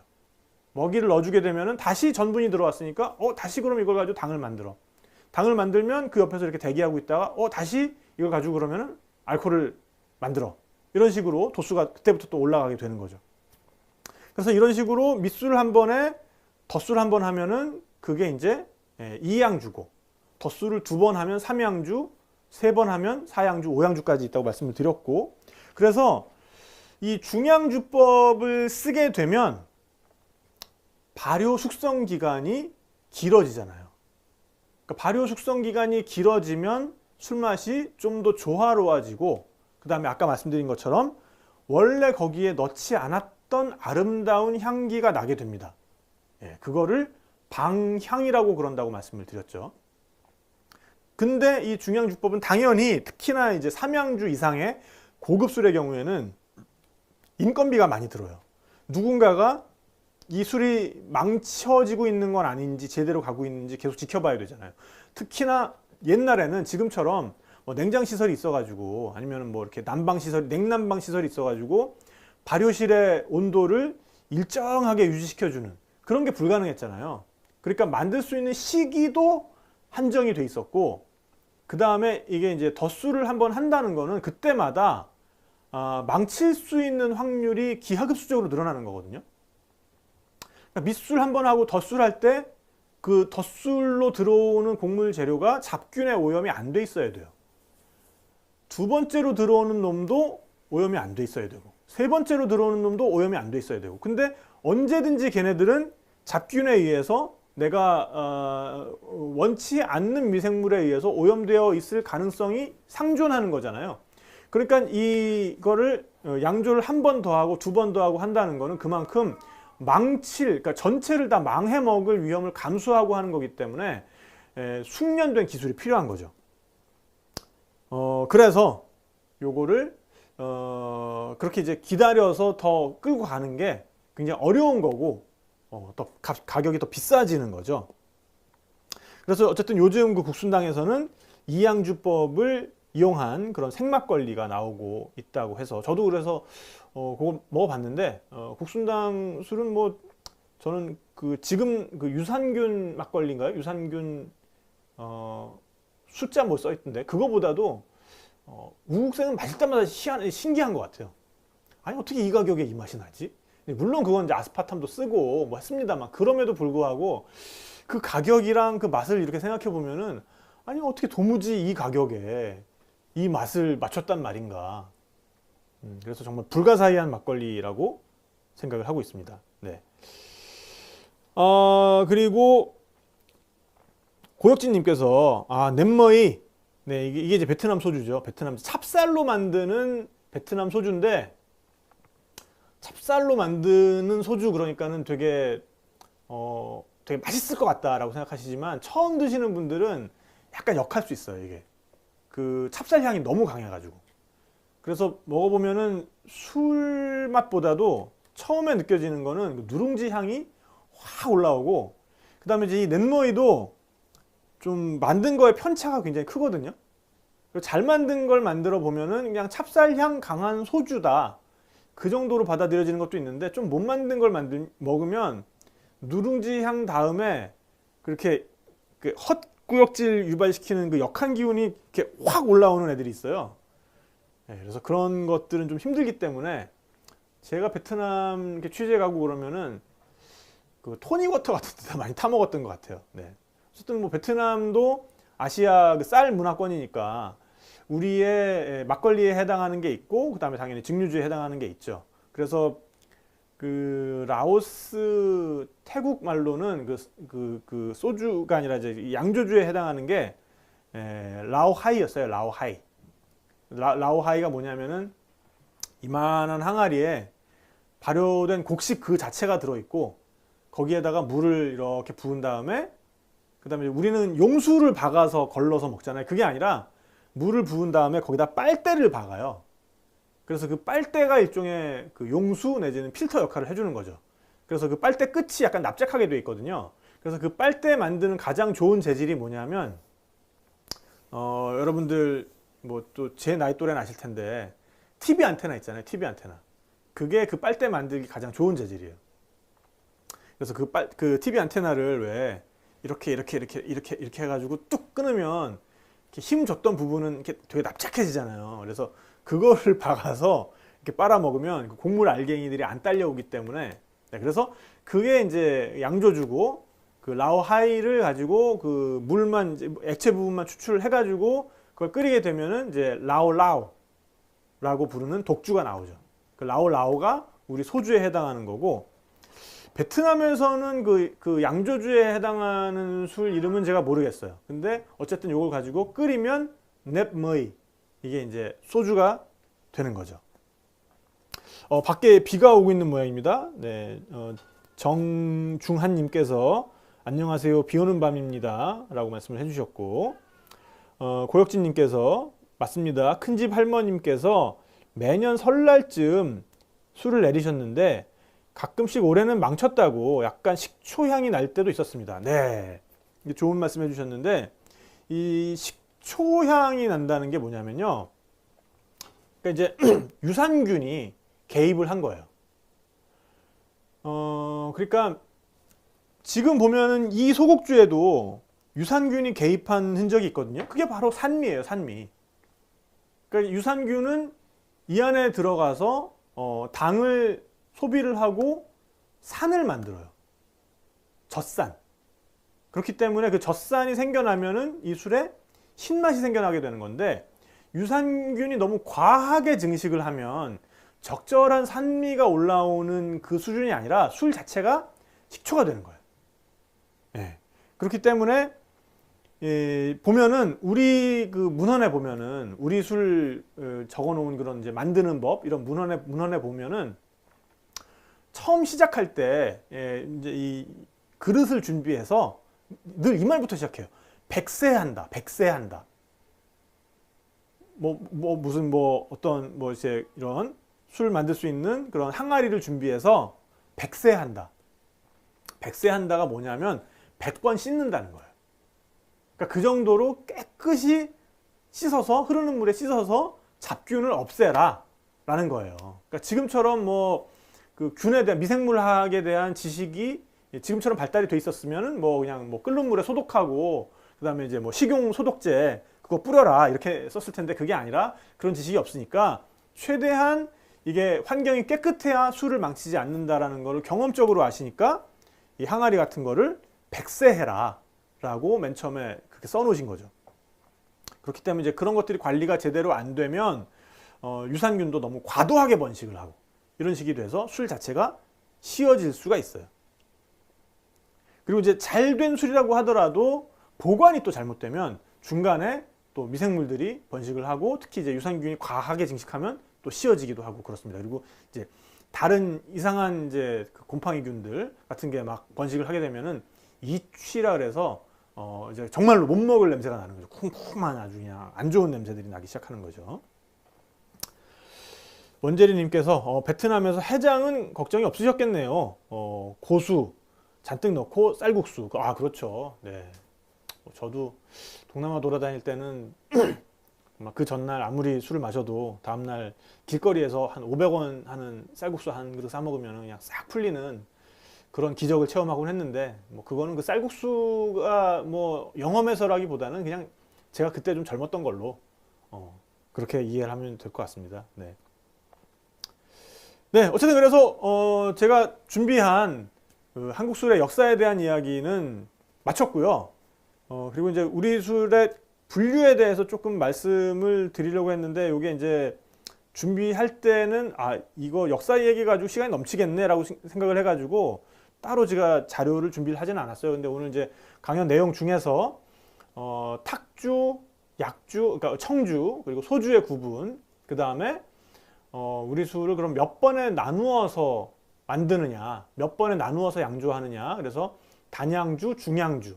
그래서 중양주 중에서도 2양주, 3양주, 4양주, 5양주 이런 것들이 있다는 말씀을 제가 드렸으니까, 이제 그런 것들이 우리 술의 카테고리 분류로 생각을 해주시면 될 것 같습니다. 그래서 시간이 살짝 좀 일찍 마치게 됐는데, 남은 시간은 그래서 그냥 편하게, 원래 오늘 시간이 사실은 여러분들 모시고 어디 주점을 가는 시간이었어요.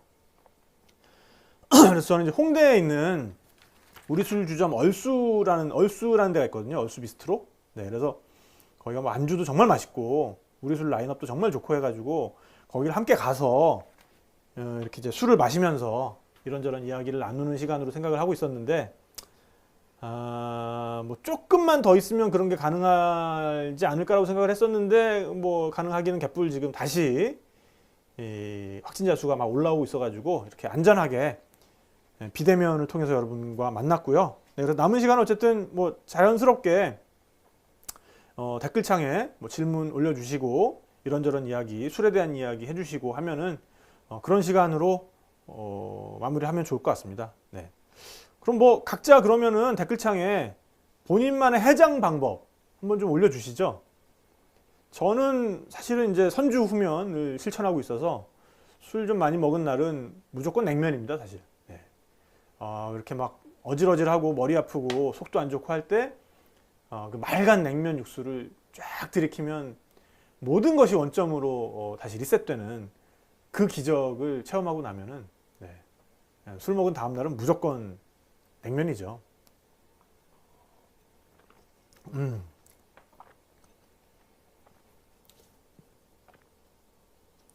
네, 정중환님께서 1,000명 넘었으니 한동안은 힘들 듯요. 그렇죠. 지금 뭐 확진자가 1,000명이 넘은 상태여서 한동안은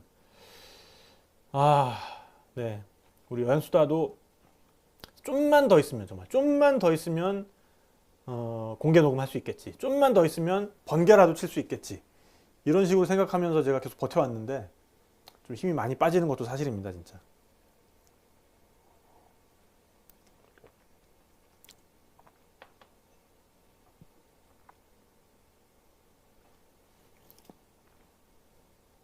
네, 뭐 자유롭게 채팅창에 이런저런 말씀 올려주시면서 혹시 댁에서 지금 술 드시고 계신 분들은 어떤 술 드시고 계신지, 서로 뭐 이런 술이 맛있다더라, 이런 술이 맛있다, 그렇게 좀 의견을 나눠주시는 것도 좋을 것 같고요.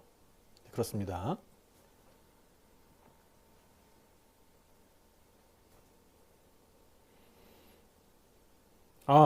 고혁진님께서 베트남에서는 마사지 받고 1시간 샴푸 받고, 그렇죠. 인건비가 싸니까. 이발소에 가면은 샴푸만 해주는 서비스가 있어요. 머리만 감겨주는. 근데 머리를 정말 1시간 동안 감겨주거든요. 근데 그거 정말 시원합니다. 누워가지고 그냥 머리 막히고 있으면 잠도 솔솔 오고. 그러니까 이 두피 마사지를 겸해서 해주니까 그거 한번 받고 나면은 정말 몸도 굉장히 가뿐해지고. 그래서 베트남에서는 어쨌든 1시간 마사지 받은 다음에 1시간 샴푸 받고, 그 다음에 이제 쌀국수 또는 분보회. 분보회가 뭐 이제 제가 방송에서 몇 번 말씀드린 적이 있는데, 쌀국수의 한 종류인데, 면이 중면, 우리가 먹는 소면 말고 중면이랑 우동이랑 한 중간쯤 되죠, 그죠? 우리 고혁진님께서 좀 더 명확하게 말씀해 주시면 더 좋을 것 같고, 어쨌든 그래서 요게 이제 후해 지역에서 먹는 그 쌀국수의 일종인데, 네, 요거를 저도 굉장히 좋아합니다. 이게 이제 돼지 그 족발 같은 거 한 토막 들어가 있고, 고명 같은 것도 우리가 일반적으로 먹는 쌀국수랑은 약간 다르게 뭐 바나나 꽃 같은 것도 올라가 있고, 그래서 국물도 얼큰하고 굉장히 맛있죠. 네. 고소리술. 고소리술. 안 그래도 제가 오늘 고소리술도 지금 방송하다가 좀 먹으려고 옆에 이렇게 놔뒀는데, 이 고소리술이 뭐냐면요, 제주에서 만드는 전통 소주예요. 제가 그래서 지난 시간에 우리나라 술 역사 얘기를 하면서 고려시대 때 우리나라에 이제 드디어 증류법이 몽골로부터 전래가 된다라는 말씀을 드렸죠. 그래서 지금도 소주에 아주 이름난 고장으로 남아 있는 곳들 보면 대체로 다 몽골과 연관이 있는 곳들이다 말씀을 드렸죠. 그래서 개성 소주 유명하죠. 개성은 당연히 그때 고려의 수도였으니까 거기에 몽골 사람들 굉장히 많이 와서 몽골 공동체가 있었겠죠. 그 다음에 안동에는 몽골의 병참기지가 있었거든요. 그리고 제주예요. 제주에는 몽골 황제에게 말을 헌상하기 위한 커다란 목장이 있었고, 그 다음에 거기에서 일본으로 넘어가기 위한 그런 전진기지였죠. 그래서 한동안 여몽연합군이, 고려와 몽골 연합군이 일본을 정벌하기 위해서 계속해서 노력을 했었는데, 그때 이제 군부대가 주둔했던 곳이기도 하고, 그러다 보니까 지금까지도 증류 기술이 굉장히 발전을 많이 해 있어요. 그래서 이 고소리술 같은 경우에는 조로 만들고요. 조를 가지고 오메기 떡이라는 걸 만듭니다. 오메기 떡. 그러니까 이제 조가 뭐 아시겠지만 이게 나달이 굉장히 작잖아요. 그러니까 이제 그 안에 있는 전분의 양도 그렇게 많지가 않고, 전분의 양에 비해서 그 껍질의 양이 많은 거예요. 그렇다 보니까 이걸 가지고 떡을 만들기 위해서는 굉장히 오래 치대야 되고, 그래서 들어가는 노력이 굉장히 많은 반면에 또 이 껍질이 많다는 건 그만큼 이 곡물에 향미 성분이 많다는 거거든요. 향이 많다는 거거든요.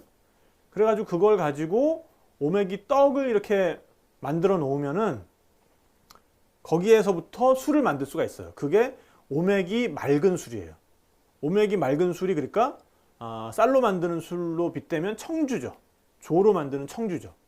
그래서 그 오메기 맑은 술도 드셔보시면 굉장히 산뜻하고 해산물이랑 정말 잘 어울리는 화이트 와인 같고, 화이트 와인입니다만 뭔가 맵싸한 맛도 있고, 이 조가 가지고 있는 단맛도 있고, 그래서 우리 술이 계속 저는 우리 술은 정말 입안에서 어떤 오케스트라 같은 만족감을 준다라고 말씀을 드리는데, 일본 술이 뭔가 어떤 한 가지 향, 단순하고 아주 깔끔한 향, 이런 거에 되게 올인하는 술이라 그러면은, 우리 술은 딱 그냥 마셨을 때 여러 가지 향이 마치 우리가 쌈을 먹었을 때처럼, 쌈밥을 먹었을 때처럼 입안에서 확 한 번에 이렇게 개방이 되는 그런 느낌이 굉장히 좋거든요. 그래서 그 오메기 맑은 술도 그런 술이었고, 그 오메기 맑은 술을 증류하면 요 고소리 술이 됩니다. 네. 그래서 요 고소리 술을 그러면은 한 잔 그럼 따라서 마셔볼게요. 네, 요 소곡주는 좀 놔두고.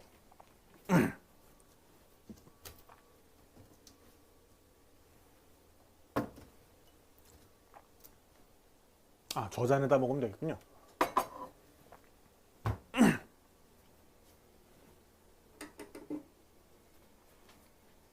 지금 버퍼링이 혹시 걸리는 건가요?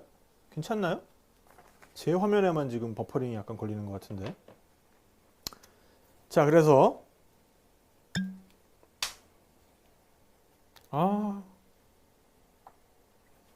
이게 향만 맡아봐도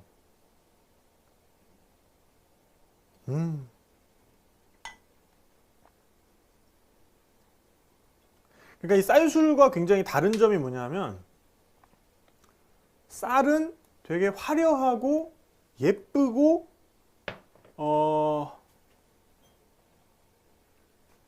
우아하고 그런 향으로 가요. 쌀은. 그리고 이제 그거랑 같이 이제 더블 트랙으로 가는 게 구수하고 좀 이렇게 묵직하면서 달고 이런 게 투 트랙으로 가는 게 쌀술, 특히 쌀 증류주의 맛이거든요. 근데 이렇게 이제 조 또는 수수 같은 걸로 증류주를 해놓으면 일단 코에서 살짝 위험한 향이 느껴져요. 위험한 향. 응? 이거 마셔도 되나? 그러니까 이제 낯설어. 그리고 고소한데 고소함이 매운맛 안에 있어요. 그래서 이 고소함이 처음에 딱 고소함으로 느껴지는 게 아니라 낯설고 위험하게 느껴지는데 계속 맡다 보면 훨씬 더 진한 고소함이 있어요.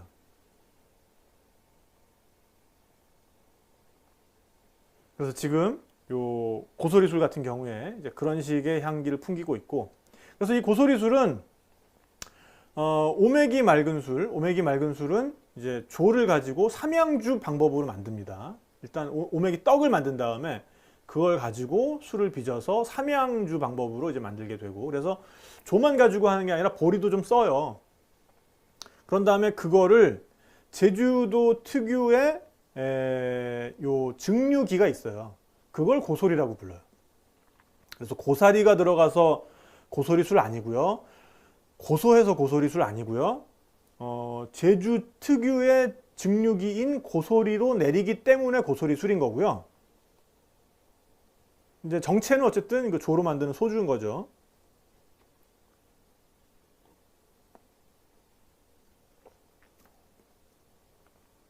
그래서 먹으면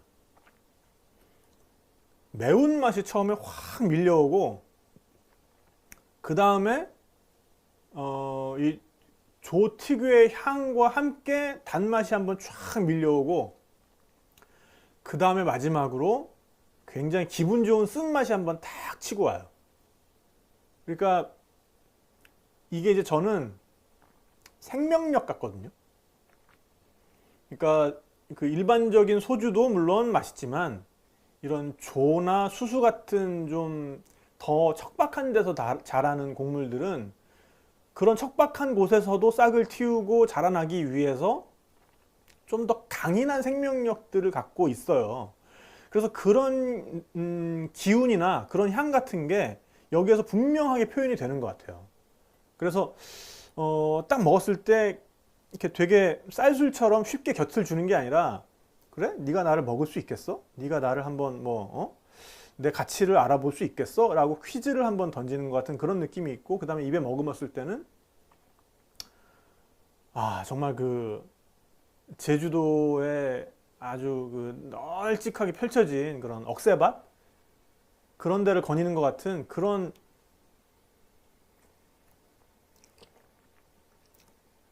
시원함, 청량함 같은 게 느껴진다는 거죠. 고혁진님께서 제 표현에 대해서 굉장히 칭찬을 해주셨고, 야망패자님께서 정말 만고의 진리를 말씀해 주셨네요. 네, 해장의 시작은 쾌변이죠. 그렇습니다. 네. 김정희님께서 1시간 동안 감기면 머리 다 빠지는 거 아닌가요? 근데 그게 이렇게 머리를 계속 막 이렇게 머리를 계속 감는 게 아니라 두피 마사지예요. 두피 마사지 1시간 동안. 그래서 너무 시원하고 정말 하다 보면 잠이 정말 솔솔 와요. 네, 그리고 막걸리나 우리 술에 어울리는 전용잔들이 많이 나오고 있는데 아직은 좀 더 나와야 될 것 같습니다. 아직은 좀 더. 그러니까 지금 나오는 전용잔들 중에 좀 훌륭한 것들이 많이 있는데 근데 이제 너무 지나치게 전통적으로 하려 그러면 자칫 좀 고루해질 수가 있고, 그렇다고 그런 부분들을 다 이제 거두절미하고 만들어 버리면 서양잔과 다를 게 없고, 이미 그리고 서양잔은 그런 면에 있어서는 너무나 많이 발달돼 있고 여러 가지 술의 특성에 맞는 잔들이 선택지가 넓으니까 우리 어떤 그 전통적인 거를 좀 지키면서도 지금의 어떤 컨템퍼러리한 느낌을 주는 그런 잔은 조금 더 다들 좀 고민해야 되지 않을까라는 그런 생각이고요. 이따 전명진 작가도 10시 이후에 또 라이브가 있는 모양이군요. 네, 술에 관심 있는 분은 이제 그 친구는 위스키 쪽 얘기를 많이 하니까 네, 거기 또 가보시는 것도 좋을 것 같고요. 네. 오메기 술에 쓰는 보리는 엿기름으로 쓰는 게 아니라 구멍 떡 만들 때도 쓰고 나중에 덧술할 때 고두밥 지어가지고 넣을 때 쓰고요. 그런 식으로 씁니다. 네, 엿기름 방식으로 쓰진 않아요. 원재리님께서 요새 그 자가 양조에 굉장히 요새 아주 맛을 들이셔가지고 원재리님은 뭐 지금 만드시는 막걸리는 뭐 잘 되셨나요? 지금 두 번째 술 들어가신 걸로 알고 있는데 어쨌든 그 술 좀 잘 되시면 저한테 꼭 연락 주시기 바라겠고요. 그렇습니다. 네.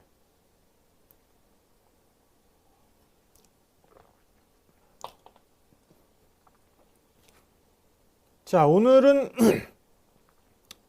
그러면 조금 일찍 마칠게요. 네, 뭐 댓글창에도 그렇게 많이 말씀을 올려주시는 건 아니고 어쨌든 오늘 제가 드리고자 했던 이야기는 다 마친 것 같고, 네.